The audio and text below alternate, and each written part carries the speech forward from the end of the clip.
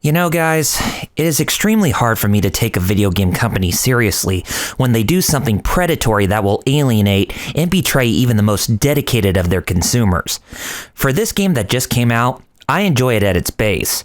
But when a first-party publisher updates the game through a patch to encourage their consumers to do something they have no interest in doing, while it is a product that forces DRM without any offline play, then you know they have a serious problem. What is happening, guys? This is Double RPG here, and I'm here to present another 2 cents video on the 2 cents block to you all.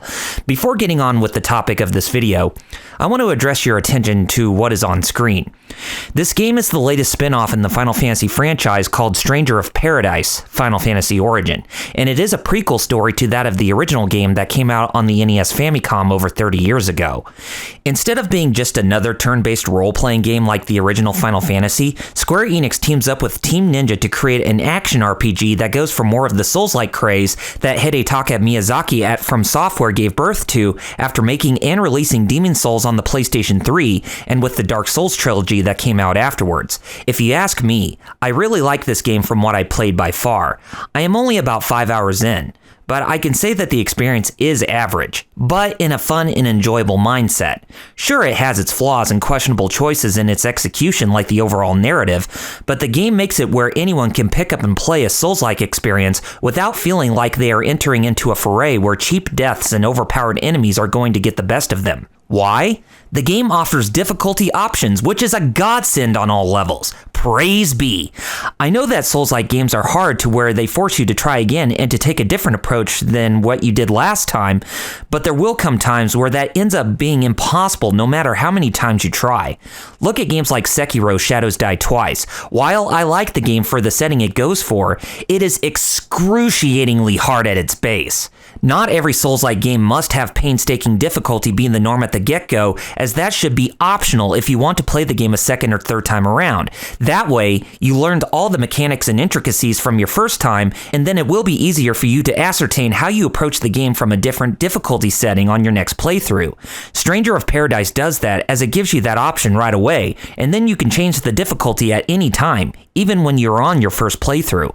I recommend this game for all of you as your first Souls-like game if you are looking for one where there are numerous difficulty options at the start, because it will be a great introduction before you end up tackling others that are out there. I mean, think of it as a first step before you take on Elden Ring. Straight up. Alright guys, enough galvanizing how Stranger of Paradise is fun, and let us talk about another game that is fun, but is receiving endless amounts of controversy. That game is none other than Gran Turismo 7. Yes, this is the 8th main game in the Gran Turismo series after Gran Turismo Sport, which came out on the PlayStation 4 in 2017. Gran Turismo 7 at its base is a return to form for the overall series. I enjoy Gran Turismo like any other person who adores a franchise that goes for an arcade or simulation type of experience. I like both, because racing games do appeal to me for the motivation in wanting to win every race. Mario Kart does that to me from an arcade mindset, while Gran Turismo does that to me from a simulation mindset. The traditional races are there if anyone likes the regular approach to racing games, but the simulation mode in the Gran Turismo games is where the franchise truly shines, because you do all sorts of things just to become the apex driver with the best car at the end of it all.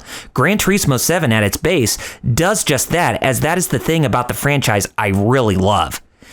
However, and this is a big however, there are a couple things about the game I cannot and do not stand with a passion. Those two things are games that have DRM, or an always online connection, and microtransactions. Unfortunately, Gran Turismo 7 does just that, as it includes both of those things just for the wrong reasons. Gran Turismo 7 has no offline play, as you always must have an internet connection to play it in full, and the fact that they are trying to encourage people to pay more money just to receive more in-game currency in order to purchase other vehicles and upgrades is just ridiculous. Most of the past games made it to where you earn enough credits after winning all races, so why is there less than what I originally got from the others? These are the reason why video game companies who do these things are getting heavily criticized for. They feel that their games will not make the sales they hope for based on what is all there at the start. So they add in predatory practices like these just so they can eat up a customer's wallet without any remorse just to make back those profits. Sony did just that to this game, but what they do not realize why the previous installments of Gran Turismo did so extraordinary in the past was because they made it where anyone can play the games without an internet connection and to learn various methods on how to earn more in-game currency in a quick and efficient manner. Let us take a look at a game that does offline play and offering various exploits to earn more money in a game. Take, for example, The Legend of Zelda Breath of the Wild, one of my favorite games of all time. It is a huge single-player experience that is offline and where money is a huge factor more so than every other Legend of Zelda game that came before it. Rupees are scarce and hard to come by in Breath of the Wild. But the good thing about that is that there are a good number of exploits where you can obtain various items that go for gangbusters that you end up selling at a store, and you earn so much money back on selling those pieces of junk from your inventory in about an hour time.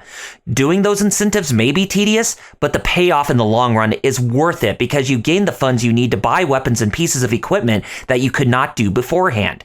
They are enough to make that playthrough a worthwhile endeavor for anyone. When Gran Turismo 7 came out, the DRM and microtransactions to earn more in-game currency was and still is there, but people have posted videos on YouTube with how they can earn more in-game currency in a more efficient manner without having to pay for microtransactions in any way, shape, or form. Those gamers were trying to help the community in doing stuff like that because they want everyone to succeed. The same goes for others like The Legend of Zelda Breath of the Wild, like I already mentioned. However, what did Sony respond with in lieu of these tutorials on YouTube and from online? They patched the game where earning that in-game currency is so much more difficult just to enforce everyone to pay money out of their pockets for those microtransactions because they want them to embrace that part of their culture. On top of that, there is no way to earn extra in-game currency from selling duplicate vehicles that are already in your collection. Why is that the case? I do not need another vehicle I already own, because that is just adding more unnecessary space in my inventory than what I already own. You do not do that for a game like this, because this game is not made for the esports crowd. It is mostly a single-player game, where the online connection should only be made for the multiplayer aspect, just like almost every other game that does that. Imagine every other video game company doing that, where they only offer games where you always must be online, and to enforce their consumers into their predatory microtransaction practices. What would happen? The install base will shrink, and it will force that company to cease support for that game if they do not have a large install base playing it daily. Those are the reason why Babylon's Fall from Square Enix is a laughingstock right now, aside from the other things that really makes the game fall flat on its face. Gran Turismo 7, like it or not, is making itself a laughingstock from many gamers and fans of the franchise because of those things when the game is not supposed to be under the Games as a Service moniker. If I want to play a game that enforces DRM and where microtransactions are necessary to do better just to be the best there is, playing something with just multiplayer is the definitive option. Not this game.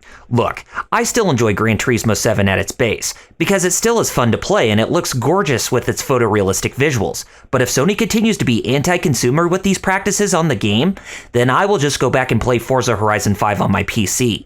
Sony, you need to get off your butts and reevaluate how to present Gran Turismo 7 from now on, because the need for DRM on the game and enforcing everyone into your microtransaction policies is just purely pathetic. Quit trying to pull these things in that game and future games that are to come, because people are going to continue to call you anti-consumer on this nonsense.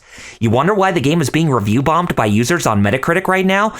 That should be proof right there that you need to get your priorities right about Gran Turismo 7. Enough is enough. Alright guys, that is all I have to say about the subject, so I want to hear from all of you. Do you share my discontent with what Sony is doing for Gran Turismo 7 right now, or do you think what they are doing is correct? If what they are doing is correct to your eyes, then let me know why. Be sure to give this video a thumbs up and be sure to hit that subscribe button and bell notification icon to be alerted when I have a new video up and ready for you to view. This is RRPG signing off by saying Godspeed and game on, gamers. Have a good one.